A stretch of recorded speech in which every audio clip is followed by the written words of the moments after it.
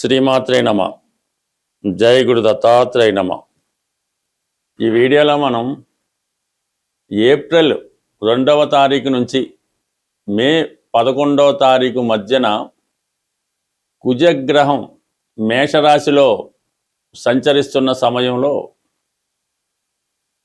ఎటువంటి ప్రభావాలు కనబడతాయి అనే పరిశీలనలో మనకి ఏప్రిల్ 2వ తారీఖున శని భగవానుడు మీనరాశిలో ప్రవేశించి అక్కడ ఉన్నటువంటి శని భగవానుడితో కలియడం జరుగుతూ ఉంటుంది.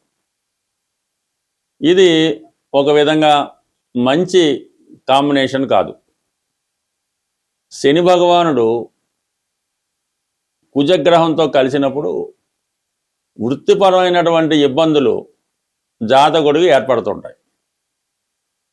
అదే శని భగవానుడు కేతుగ్రహంతో కలిసిన ఉద్యోగంలో మార్పు కానీ ఉద్యోగం పోవటం కానీ జరుగుతూ ఉంటాయి.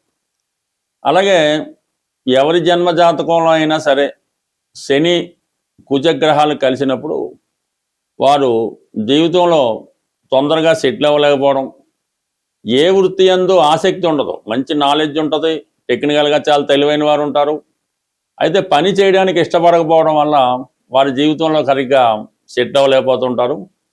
కొంతమంది జీవితాంతం ఏ ఉద్యోగం చేయకుండానే ఉంటారు. అలాగే పెళ్ళి కూడా చేసుకోకుండా ఉండేవాళ్ళు కూడా ఉంటుంటారు. ఒకవేళ వివాహం అయినా కూడా వారి జన్మజాతకంలో శని కుజులు కలిసి ఉంటే వివాహ జీవితం కూడా సరిగ్గా సాగపోవడం జరుగుతూ ఉంటుంది. ఇదే స్త్రీ జాతకంలో శని కుజులు కలిసి ఉంటే అసమర్థుడైనటువంటి భర్త రావడం వల్ల ఆమె వివాహ జీవితం చాలా స్ట్రగుల్గా ఉంటుంది. భర్తకు సంపాదన లేకపోవడం, భార్య మీద ఆధారపడడం, ఇటువంటి ఇబ్బందుల వల్ల జీవితం స్ట్రగుల్ అవుతుంటుంది. బట్ ఏదైనా రెండు శత్రుగ్రహాల కలయిక మీనరాశిలో కంప్లీట్గా ఎటువంటి ప్రభావం చూపుతుంది, ప్రస్తుతం జరుగుతున్నటువంటి యుద్ధ వాతావరణంలో ఈ గ్రహాల ప్రభావం ఎంతవరకు ఉంటుంది అన్న విషయాన్ని మనం ఈ వీడియోలో పరిశీలించే ప్రయత్నం చేద్దాం. కుంభరాశి వారికి ఏప్రిల్ 2వ తారీఖు నుంచి మే 11వ తారీఖు మధ్యలో కుజుడు ధనస్థానమైనటువంటి మీనరాశిలో ప్రవేశిస్తున్నాడు. ఈ కుంభరాశి వారికి దీని ప్రభావం ఎలా ఉంటుంది అని పరిశీలించినప్పుడు ముందుగా కుజుడు ఈ రాశి వారికి దశమ తృతీయాధిపతి. ఒక విధంగా కుజుడు శని పరస్పరం శత్రుగ్రహాలు. అటువంటి శత్రుగ్రహం అయినప్పటికీ కూడా కుజుడు అన్నదమ్ములకి, భూములకి, అకస్మాత్తుగా వచ్చే ఆదాయానికి, స్త్రీ జాతకం అయితే భర్తకి కారణం అవుతూ ఉంటుంది. ఇప్పుడు ఈ కుంభరాశి వారికి కుటుంబ స్థానంలో శని గ్రహం, రాశ్యాధిపతి శని ఉన్నాడు. ఇప్పుడు కుజగ్రహం అందులో ప్రవేశించడం జరిగింది. అంటే కుటుంబ స్థానంలో 2 శత్రుగ్రహాలు ఉన్నాయి. ఎప్పుడైతే ఒక స్థానంలోకి 2 పరస్పర విభిన్న శత్రుగ్రహాలు ప్రవేశించినప్పుడు ఆ భావం ఫలితాలు కంప్లీట్గా నాశనం అవడం జరుగుతుంది. దీంతో పాటుగా రవి సప్తమాధిపతిగా ఉన్నటువంటి సూర్య భగవానుడు ధనస్థానంలో సంచరిస్తున్నాడు. ఇది ఈ కుటుంబంలో, అంటే మీ యొక్క కుటుంబంలో పరస్పరం శత్రుగ్రహాలు ఉన్నారు. శని అనుకుంటే వ్యక్తిగతంగా మీరు అనుకుందాం, కుజుడు అనుకుంటే అన్నదమ్ములు, మరి రవి అనుకుంటే తండ్రి అవ్వచ్చు, పిల్లలు అవ్వచ్చు. అంటే పరస్పరం కుటుంబ సభ్యుల మధ్య తీవ్రమైనటువంటి అభిప్రాయ భేదాలు, విరోధాలు వచ్చే అవకాశం ఉంది. అంటే భిన్న అభిప్రాయాలు వస్తాయి, ఒకరికొకరికి పడకపోవడం జరుగుతూ ఉంటుంది. ఒకరిని చూసి ఒకరు వారవలేకపోతూ ఉంటారు. అయితే మీ కుటుంబంలో ఎవరికో ఒకరికి ఒక కొత్త ఉద్యోగం వేరొక చోట రావడం వల్ల మీ కుటుంబం నుంచి ఒకరు బయటికి వెళ్ళిపోవడం జరుగుతూ ఉంటుంది. ఉద్యోగ కారణాల వల్ల వేరే చోటకి వెళ్ళడం జరుగుతుంది. ఉద్యోగం అవటం వల్ల, పెళ్ళి అవ్వటం వల్ల అది ఒకటి జరుగుతూ ఉంటుంది. కుటుంబం కొద్దిగా స్ప్లిట్ అయ్యి కుటుంబం నుంచి ఒకరు బయటికి వెళ్ళిపోతారు. ఈ సమయంలో మీకు ఏదో స్థిరాస్తి అమ్మడం వల్ల కానీ, పాత బాకీ వసూలవడం కానీ, ఇది మీరు ఉద్యోగ విరమణ ద్వారా అనుకుందాం పోలి, పెద్ద మొత్తంలో ధనం మీకు రావడం జరుగుతుంది. మీ కుటుంబానికి లంసమ్ అమౌంట్ రావడం వల్ల ఆ ధనం వినియోగించే విషయంలో, పంచుకునే విషయంలో కుటుంబ సభ్యుల మధ్య విభేదాలు రావడం, అది కూడా కుటుంబ స్ప్లిట్కి కారణం అవుతూ ఉంటుంది. మొత్తం మీద ధన విషయంలో విభేదాలు, ఇబ్బందులు రావడం జరుగుతూ ఉంటుంది. బాధ్యతలు మర్చిపోయి ఇబ్బందులు పడడం జరుగుతూ ఉంటుంది. కాబట్టి ఏదైనా ఈ కుంభరాశి వారు జాగ్రత్తగా కుటుంబానికి ఎటువంటి ఇబ్బంది లేకుండా, మీరు మాట్లాడుతున్నప్పుడు కుటుంబ సభ్యులతో ఎవరికి కోపం తెప్పించకుండా, విభేదాలు రాకుండా, అవసరమైతే కొన్ని విషయాలు దాచిపెట్టి రహస్యంగా ఉంచి కుటుంబ సభ్యుల్ని సంతృప్తిపరిచే పని చేయాలి తప్ప ఒకేసారి మీరు మరి ఇటువంటి విభేదాలు సృష్టించుకోవడం వల్ల తీవ్రంగా కుటుంబం పరువు బయటపడే అవకాశం ఉంటుంది.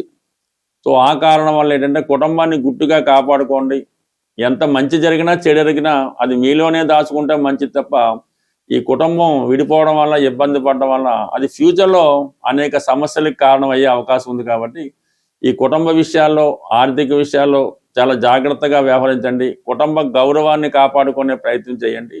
ప్రస్తుతం ఈ కుజ శని గ్రహాల కలయిక ఏదన్నా ఇప్పుడున్నటువంటి జరుగుతున్నటువంటి యుద్ధ వాతావరణం అవనివ్వండి, ఈ పెట్రోలు, గ్యాసు, నిత్యావసరాలు వస్తువులు ధరలు పెరగడానికి ఈ గ్రహాల కలయిక కొంతవరకు కారణం అవుతూ ఉంటుంది. చాలా వరకు నిరుద్యోగ సమస్య కూడా పెరుగుతూ ఉంటుంది ఈ గ్రహాల కలయిక వల్ల. సో దీనికి పరిహారం మనం ఆలోచించినప్పుడు కుజుడు విష్ణుమూర్తి అంశ, శని భగవానుడు ఈశ్వర అంశ. అంటే అంతా ఒకటే, కానీ జస్ట్ క్లారిటీ కోసం చెప్తున్నాం, అందరూ ఒకటే. ఈ రెండుకి జాయింట్గా కలిపి ఆంజనేయ స్వామి అటు కుజుని యొక్క సమస్యలు, ఇబ్బందులు తొలగాలనంటే కుజుడి వల్ల వచ్చే ఇబ్బందులు, అన్నదమ్ముల మధ్య విభేదాలు, భార్యాభర్తల మధ్య విభేదాలు, రుణ సమస్యలు, ఇటువంటివన్నీ కూడా కుజుని వల్ల వస్తూ ఉంటాయి. దానికి పరిహారానికి ఆంజనేయ స్వామి. నిరుద్యోగ సమస్యకి శనివారం నాడు రెగ్యులర్గా హనుమాన్ని పూజించుకుంటుంటే అవి నిరుద్యోగ సమస్య సాల్వ్ అవుతుంది. రుణ బాధలు, అన్నదమ్ముల గొడవలు, భార్యాభర్తల విభేదాలు, పెళ్లి సంబంధించిన సమస్యలు ఉంటే మంగళవారం రోజు ఆంజనేయ స్వామిని ఆరాధించడం వల్ల ఈ సమస్యలు సాల్వ్ అవుతాయి. శని భగవానుడు కూడా మరి రెండు గ్రహాలకి ఆంజనేయ స్వామి కాబట్టి శని యొక్క ఇబ్బందుల నుంచి మనం బయటపడాలంటే శనివారం రోజు నియమంగా ఉండి ఆంజనేయ స్వామిని ఆరాధించుకోవాలి. అంటే ఇప్పుడు జాయింట్గా మనం ఈ సమస్య నుంచి బయటపడాలంటే ఆంజనేయ స్వామి వారిని శనివారం రోజు చక్కగా అభిషేకం చేయించి వడమాల సమర్పించడం వల్ల మనకి కంప్లీట్గా ఈ సమస్య పరిష్కారం అవుతుంది. మీకు ఏ సమస్య అవనవండి, కనీసం ఒక వారం అనేది చేసినంత మాత్రమే సరిపోదు. కనీసం 8 వారాలు చేయడం వల్ల ఈ విధంగా రెగ్యులర్గా ఆంజనేయ స్వామి వారికి అభిషేకం, వడమాల సమర్పించడం, ఆ రోజు మనం చాలా నియమనిష్టలతో ఉండడం, 3 సార్లు 3 పూట్ల హనుమాన్ చాలీసా పారాయణ చేయడం వల్ల తొందరగా స్వామి యొక్క అనుగ్రహం పొందడం జరుగుతూ ఉంటుంది. అయితే ఈ 2 గ్రహాలు మీనరాశిలో కలుసుకున్నాయి కాబట్టి మీనరాశి అయినటువంటి అధిపతి గురువు కూడా మనం శాంతి చేయవలసి ఉంటుంది, పరిహారం చేయవలసి ఉంటుంది. గురువుకి సింపుల్గా పరిహారం ఏంటంటే గురువు ఆరాధన, దత్తాత్రేయుడు, షిరిడి సాయిబాబా వారు, రాఘవేంద్ర స్వామి, మీకు విద్య నేర్పిన గురువు, లేదంటే మీకు జన్మనిచ్చిన మీ తల్లిదండ్రులు, వీళ్ళని పూజించడం వల్ల గురువు మీకు ప్రసన్నుడు అవ్వడం జరుగుతూ ఉంటుంది. ఈ సమయంలో మీరు మరీ ఇబ్బందులతో ఉంటే మీ తల్లిదండ్రులకు కానీ మీ గురువుకు కానీ చక్కగా వాళ్ళని సత్కరించి ఒక మంచి వారికి ఇష్టమైనటువంటి వస్త్రాలు బహుమతిగా ఇవ్వడం వల్ల కంప్లీట్గా మీరు ఈ సమస్య నుంచి పరిష్కారం. సమస్య ఉన్నా లేకపోయినా కంప్లీట్గా గురుగ్రహ అనుగ్రహం కోసం దత్తాత్రేయుని ఆరాధించడం వల్ల దత్తాత్రేయుని క్షేత్రాలు పిఠాపురం అవ్వచ్చు, షిరిడి అవ్వచ్చు, గాన్గాపూర్ అవ్వచ్చు, ఏదో ఒక దత్తక్షేత్రాన్ని దర్శించవచ్చు. లేదా మీ గురువు యొక్క గృహమే దత్తక్షేత్రం అవుతుంది. లేదంటే ఒక గోశాల కూడా మీకు దత్తక్షేత్రంతో సమానం అవుతుంది. అటువంటి వాళ్ళని సందర్శించి అక్కడ కొద్దిసేపు మీరు విశ్రాంతిగా ధ్యానం చేస్తూ కూర్చుంటే మీకు ఆ పాజిటివ్ హీలింగ్ అయి అన్ని గ్రహాలు మీకు వశం అవడం జరుగుతూ ఉంటుంది. మనం గ్రహాలతో పరిచయం పెంచుకొని వాటిని ఆరాధిస్తూ ఉంటే గ్రహాలు మనతో మాట్లాడి అవి ఏం చెయ్యాలో అవే చెప్తూ ఉంటాయి. స్వస్తి.